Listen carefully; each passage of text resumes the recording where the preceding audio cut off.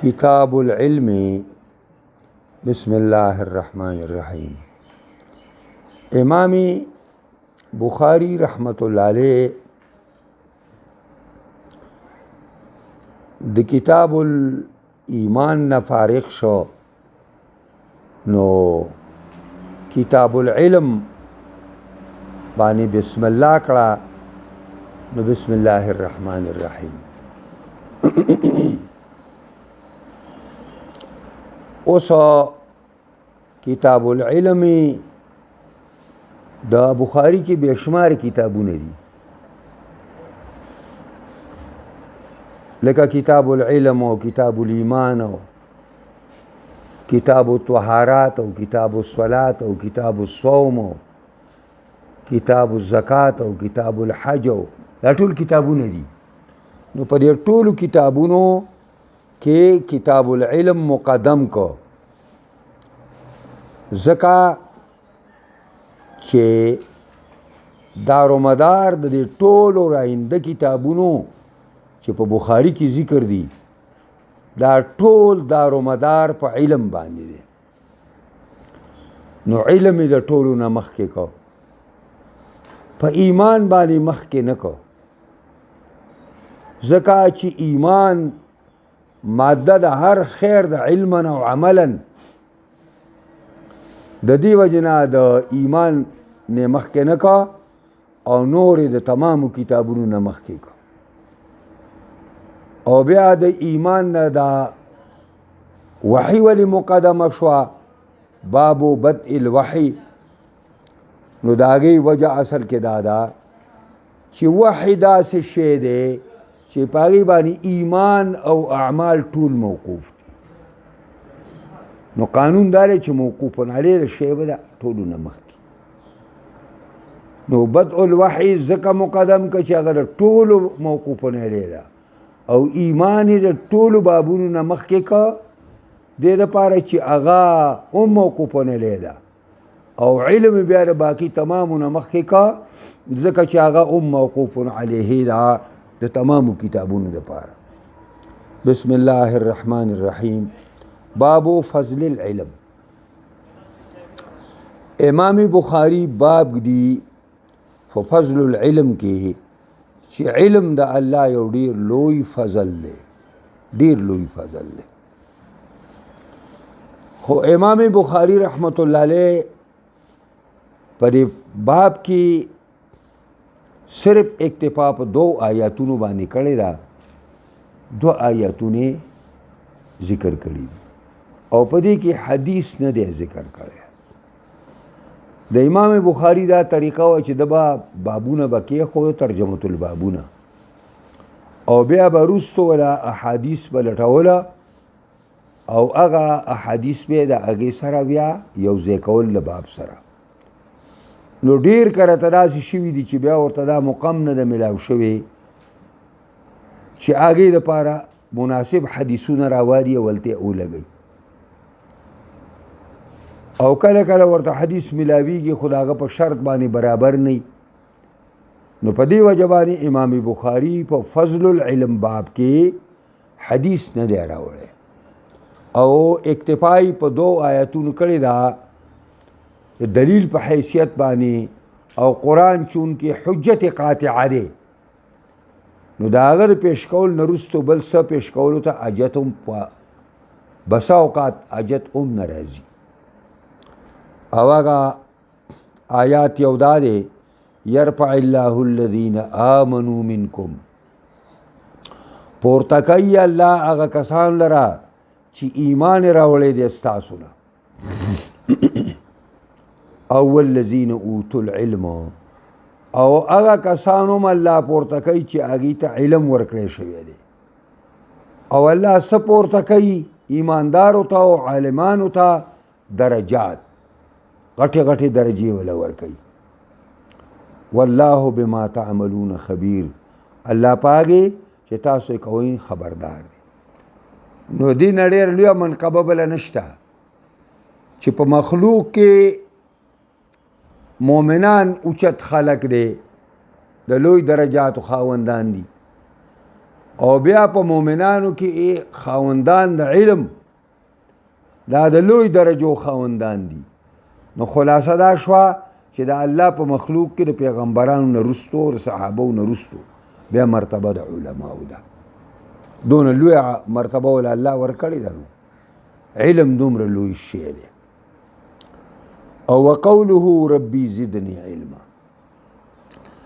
لکه نبی کریم صلی الله علیه وسلم ته الله تعالی د اس خبرې په باره کې دا نه دی ویلي چې پیغمبر امانه په دې کې زیاتې وغواړه،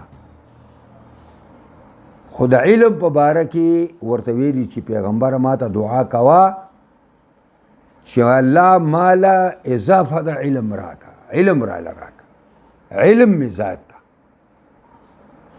دا دې دلیل شو چې علم ډیر اوچت شي. ربي زدني علما، اے الله اے زما ربا زیات کی ماتا علم، زما په علم کې اضافه وکړي. باب من سئل علما وهو مشتغل في حديثه فأتم الحديث ثم أجاب السائل. امام بخاری باب دی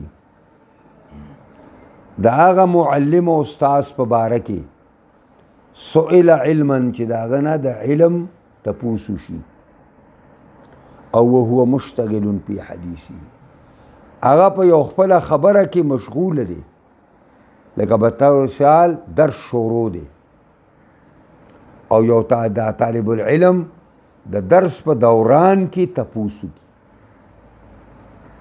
یو علمی تپوسو کی. محدث هغه ته توجه ورنکي، خپل تقریر جاری اوساتي، فاتم الحدیث خپل خبره پوره کی. نو چې خبره پوره کی ثم اجاب السائل، بیا جواب ورکي سائل ته، تاسو ویلی ورکا ته اوس بیا وایا، نو دا هغه خبره ووري او دا جواب وته ورکي. نو دا د معلم او د مدرس او د استاد آداب شو چې دنا په دوراني بیان کې ددنه څوک د علم تپوسو کی، نو دی به خپل خبره بندي نه، دی به خپل خبره جاری اوساتي، سرته به ورسي، او چې کله د هغې نه فارغ شو بیا به هغه له جواب ورکړي. دقسې جناب محمد رسول الله کړي په حدیث کې به ورسره راشي.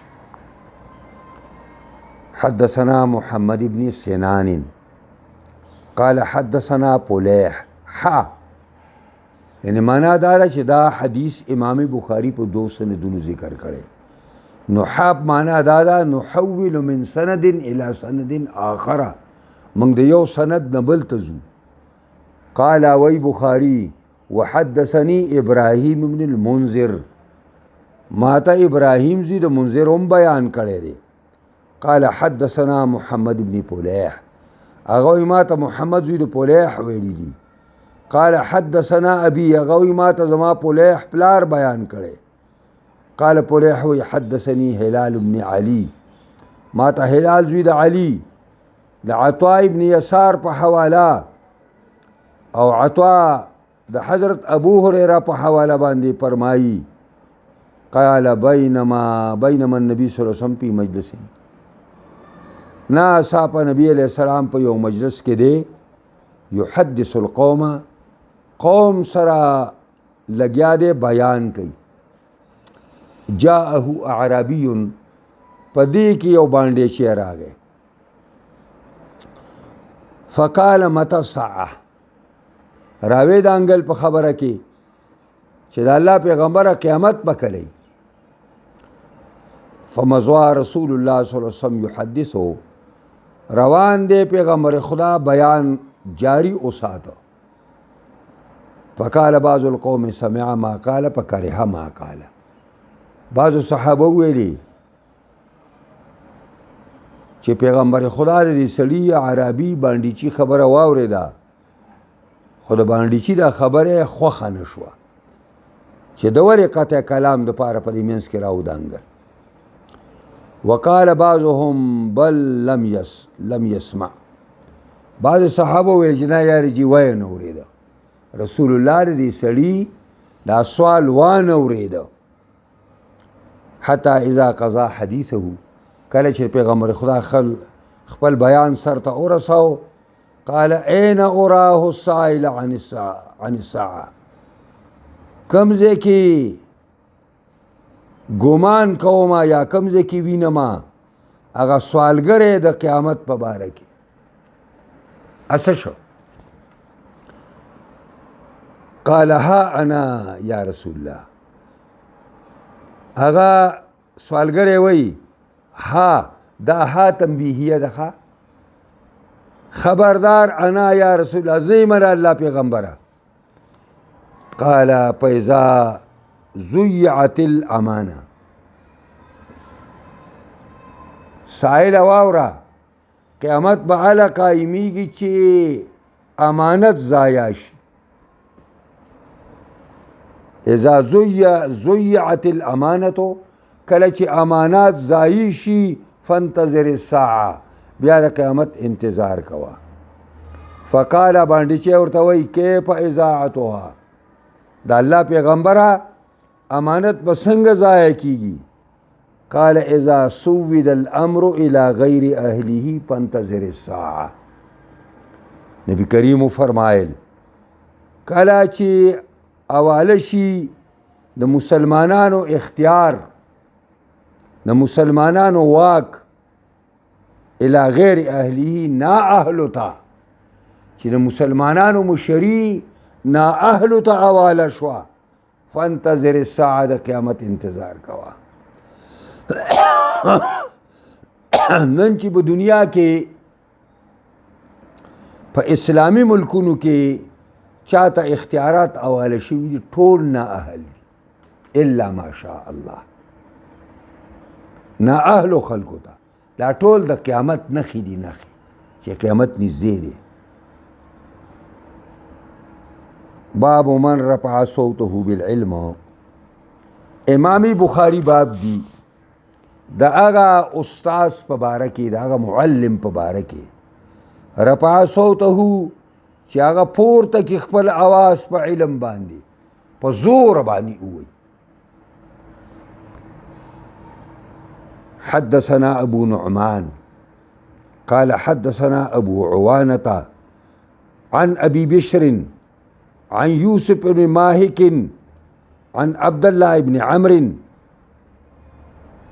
قال تخلف عنا النبي صلى الله عليه وسلم في سفرة سافرناها. عبد الله بن عمر رضی الله تعالی عنهما وایي رستو پاتې شو نبی علیہ السلام زمونږ نه په یو سفر کې چې مونږ کولو. سافرناها سمانه ده چې هغه سفر مونږ کوو، پای کې مونږ نه رسول الله شاته پاتې شو. فادرکنا، پیغمبر خدا مونږ ورسولو، یعنی راغی. او وقد ارحقنا الصلاة، او رانږدې شوی و مونږ ته مونځ، قریب شوی و مونږ ته وقت د مونځو، یا ارحقنا الصلاة، مونږ نږدې شوي د مانځه ټیم ته. او ونحن نتوضأ، مونږ اودس کاوه. نو فجعلنا نمسح على ارجلنا، نو مونږ شروع شو مونږ مسح کولا، یعنی مونږ غسل خفیف کو په خپو باندې. دا خپې معمولی ووینځلې. نو د بعضې ملګرو دا ګیټۍ شاته پاتې شوې.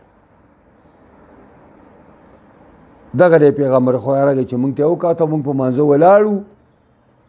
فنادا باعلی صوته، نبی علیہ السلام آواز وکړو په اوچت آواز خپل باندې. آواز یې دا و ویل للعقاب من النار مرتين او ثلاثه، دو ځله مکرر کدا لفظ یا درې ځله مکرر چې ویل للعقاب من النار، ویل للعقاب من النار، ویل للعقاب من النار. حلاکت او تباہی دا پوندولا د اور نه، یعنی دا به په اور باندې تباه کېږي او په اور باندې به سوځي. نو خبره زمونږ دا ده چې پنادا باعلی صوتی دا ترجمه الباب دی. استاذ معلم اول جناب محمد رسول الله هغه په اوچت آواز باندې دا خبره ملګرو ته وکړه. باب قول المحدث حدثنا واخبرنا وانبأنا.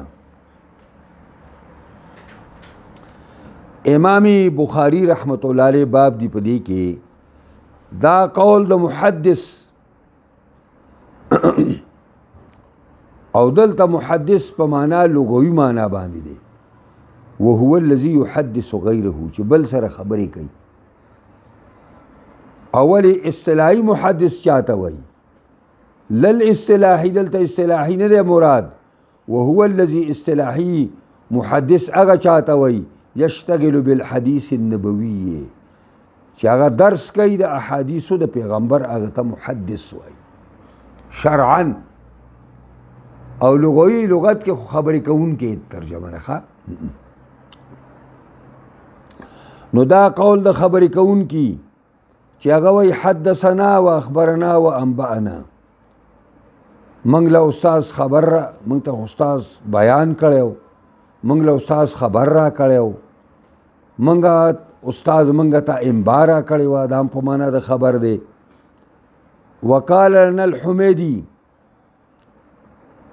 امام بخاری وی منګ ته خپل استاذ امام حمیدی دا خبره کړې وه چې کان عند ابن عیینه ومثلا پنیز د سلیمان ابن عیینه استاذ باندې صفوان ابن عیینه پنیز باندې حدثنا و اخبرنا و انبأنا و سمعت واحدا.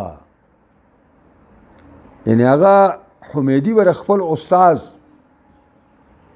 ابن عیینه په حواله دا خبره کوله. دا خبره چې د ابن عیینه په نسبانه حدثنا لفظ، اخبرنا لفظ، انبأنا لفظ او سمعتو لفظ یو دی. په تحمل الحدیث کې په حدیث بارول چې ته دا احادیث چاله ورکوي او تا نه څوک دا احادیث زده کوي، نو د هغې لپاره دا الفاظ دي چې حدثنا دی، اخبرنا دی، انبأنا دی، سمعتو دی. دا ټول الفاظ یو معنا لري، یعنی هر یو په تحمل حدیث کې کار کوي.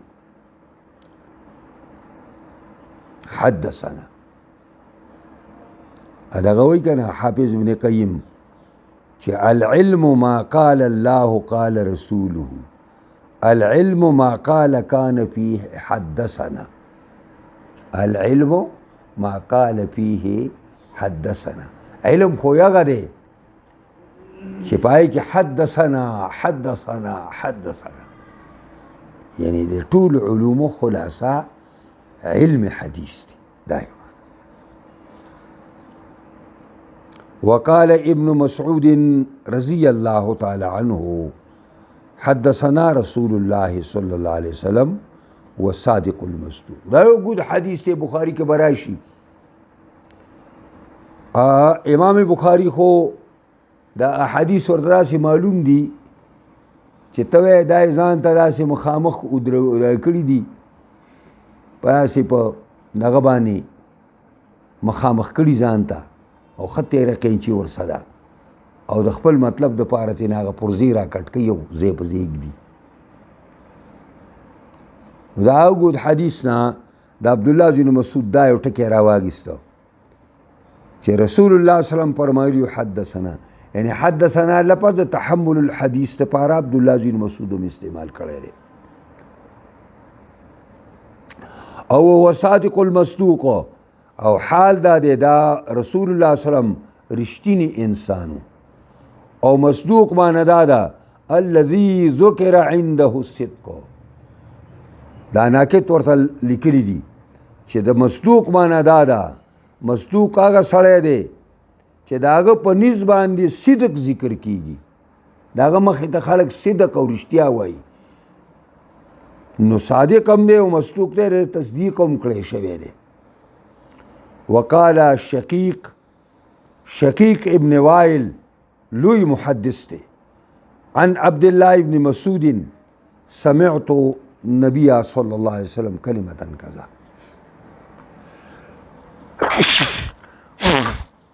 امام بخاری چې د ابن عینه په حواله کوم الفاظ کې خودل د تحمل الحدیث چې هغه د ټولو یو معنا ده نو د هغې اثبات کوي. نو عبدالله بن مسعود په قول کې حدثنا راغی، بیا د عبدالله بن مسعود په بل حدیث کې سمعتهم راغی.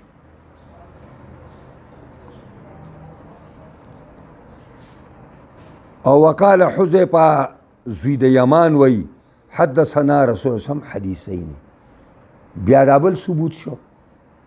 وقال ابو عالیہ عن ابن عباس عن النبي صلى الله عليه وسلم، دا په عن سرم شو. عن دا فيما يروي عن ربه. عبدالله بن عباس نبی علیہ السلام په حواله وی فيما يروي پاگی کی چې روایت کوي پیغمبر عن ربه د خپل ربنا. وقال انس عن النبي صلی الله علیه وسلم يرويه عن ربه، وای انس د پیغمبر په حواله باندې چې يروي عن ربه پیغمبر د خپل رب نه روایت کوي. وقال ابو هريره عن النبي صلی الله علیه وسلم يرويه عن ربكم تبارك وتعالى. ابو هريره وای د پیغمبر خدا په حواله پیغمبر خدا موقع کې ویلي او يرويه دا پیغمبر روایت کوي د پروردگار ستاسو نه تبارک وتعالى چې د خیر او برکت او د لویۍ خاوند دی. حدثنا قتيبة بن سعيد قال حدثنا اسماعيل بن جعفر عن عبد الله بن دينار عن ابن عمر.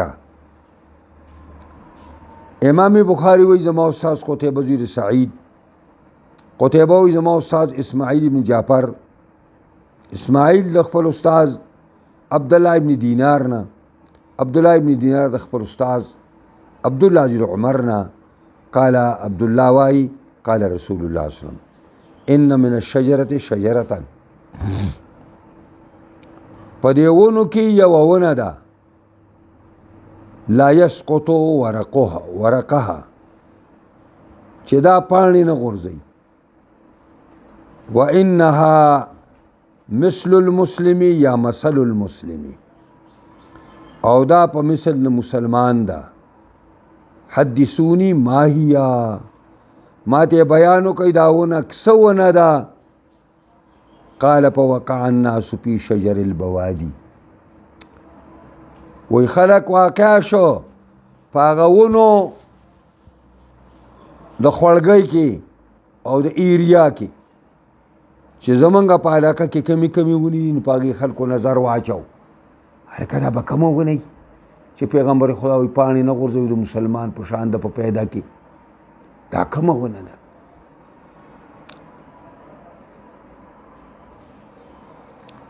قال عبد الله بن عمر وی ووقع في نفسي انها النخله، زکه شروع ما زما پړه کې پرې وته چې دا کجوره یادې. او دی بخاری کې راځي عبد الله سے وی چې نبی علیہ السلام لره جمار راوړه. چا جمار دا کچا وګې دی د کجوري جمار دا که تاسو دا د کجوري دا بوټي لیدلی نو دا داسې یو خوشه غوندې راوباسي د سینې دقسې شی او دا بندي دا راوباسي. دا چې لږې ورځې وشي نو دی کې دننه پوک غوندې وشي، دا ګوپي نه دی او یا د صلاتو کې یو بل یو شیم دی اقسې دغه ګوپي په شانې دقسې د هغې نه بیا وروستو کجوري سازېږي. هغه یو خوږ شی دی، هغې ته جمار وي. نو دا بخاري به یو ځای کې ذکر کي چې دی وایي چې نبي علیه السلام له چا جمار راوړی خوړی او چې دا جمار خوري په دې وخت کې صحابه ورته پوښتنه کوي هلکه دا کومه ونه ده؟ چې هغه پاڼې نه غورځوي او فایدې د مسلمان د پیدو په شانتي دي. د مسلمان فایدې نه ختمیږي، د دې ونې فایدې هم نه ختمیږي. دونه دا کمه ونه ده. نو خلک شروع شو چې دا به کمه ونه چې ژمي کې پاڼې نه غورځوي او فایدې د مسلمان په شانتي ده. چاپېره بس خلکو خپل فکرونه اوس غلول. عبدالله صاحب وایي زه کشر وم او زما ذهن کې نه چې دا کجورې راته ښکاري او دا کېدای شي چې دا تعاون د دې جمار نه حاصل کړی دی په جواب. خو بیا مې خبره ونه کړه. ابوبکر صدیق ناست دی، عمر وی ناست دی، ما ځان ته وکتل د ټولو نه کشر وم. دا په باب الحیا کې فی العلم کې هم ذکر کوي دا حدیث، نو ما ذکر نه کړ. نو د مشرانو ورته وویلي چې فاستحییت ما حیا وکړله. جواب مې ونه کړ. ثم قالو بیا حاضرینو پیغمبر ته وویلي چې حدثنا یا رسول الله ما هي، ته راته بیان وکړه جي، تی راته ووایه موږ پیل شو په دې کې. قال هي النخله. نبی علیہ السلام ویلي کجوره وه. چې بار ووتو ما پلار ته وویلې چې زما اړه کې پرېوته چې زه ووایم چې کجوره ده، خو بس حیا را باندې غالبه شوه کشر وم. نو حضرت عمر ورته وایي صحابه داسې په علم باندې مینو. حضرت عمر ورته وایي یاره زویا که دا خبرې د پیغمبر خوا مجلس کې کړی دی که نه، دا مال د سرو اوښانو نه ما لپاره ډېره قیمتي او یار چې دا تا کړی دی. چې هلکه د عمر زوی چې کوم دی ګوره دا جواب وکړو. داسې په علم باندې صحابه دغه او سره اوښان په هغه زمانه کې دا اوس اعلی قسم ګاډي چې بدای ترجمه ده، ځکه چې په سورلو کې سره اوښان چې کوم دی نو دا ډېر مشهور.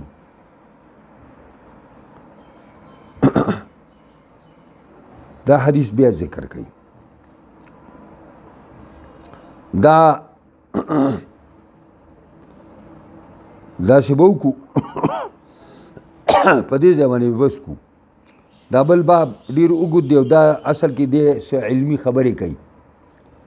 دا دې وخت کې دی لا د حدیثونه نه وي لګیا دی خبرې کوي، تاسو څه اصطلاحات ښیي.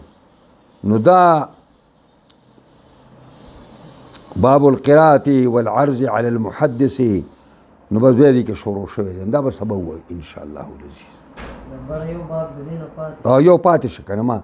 ما وویل چې دا حدیث 2 ځله ذکر شوی دی او دا موږ یو ځل ووایو. هغه دا مخکې حدیث پاتې شو، حدثنا قتیبه دا پاتې شه که نه.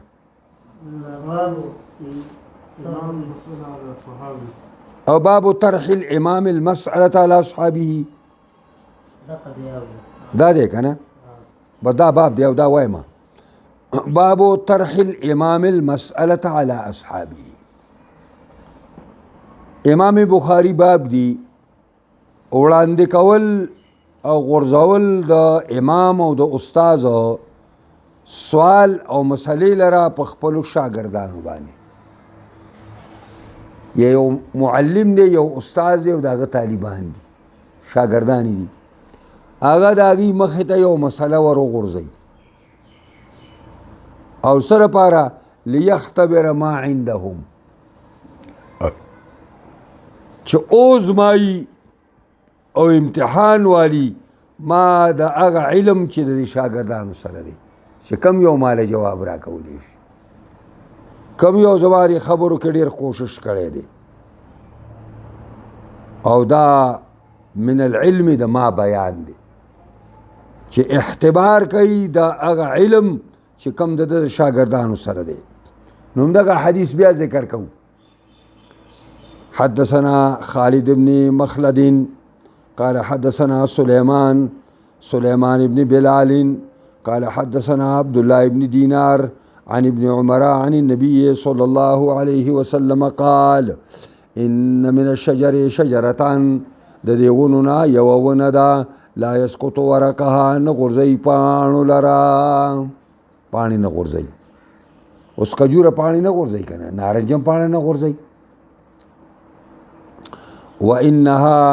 وانها مثل المسلم، یا دا په کسرې د میم او په سکون د سې سره دی، نو مثل المسلم دا په مثل د مسلم ده. او یا معنا دا ده وانها مثل المسلم بفتحتين، میم باندې فتحه او په سې باندې فتحه. وانها مثل المسلم دا په مثل د مسلمان ده، معنا کې فرق نه راځي. حدثوني ما هي، ما ته بیانو کوي دا کومه یوه ده. قال فوقع الناس في شجر البوادي، خلق واقع شو خپل سوچونو فکرونه واچول په ونو د خوړګۍ کې او د ایریا کې. اصل کې وادیا ایریا ته وایي. دا د عربو کوزې سې ګرځېدلی ما که نه، نو به ته به رسې ځې ځې هلته به بورډ لګېدلی وادي فلان، وادي فلان، هغه ایریا ته وایي، علاقې ته. دا وادي مکه ده، دا وادي مدینه ده، لکه دا وادي تنګې دی، او دا وادي چې کوم دی چارسده ده، او دا وادي چې کوم دی مردان دی. داس نو دی وایي قال عبدالله زر عمر وایي فوقع فی نفسی، زما پر زړه کې اولوېده چې انها النخله دا کجوره راته ښکاري. خو پس تحییت ما حیا وکړه. ثم قالوا حدثنا یا رسول الله ما هي قال هي نخل. ان دا بخاری دا دوی حدیث هلته ذکر که کنه، نو هغې کې یو مطلب خپل ثابتو او دلته بل مطلب ثابتو. دلته امام استاذ د شاګردانو امتحان علی دې لپاره ذکر که، او هلته چې کومه دی نو د بل عنوان لاندې راوړو چې هلته پای کې حدثوني لفظ راغلی دی، او بیا صحابه ورته وایي حدثنا، ته موږ ته بیان وکړه. ان شاء الله باب القراءة والعرض على المحدث، المحدث دا به که خیري سبا وایي.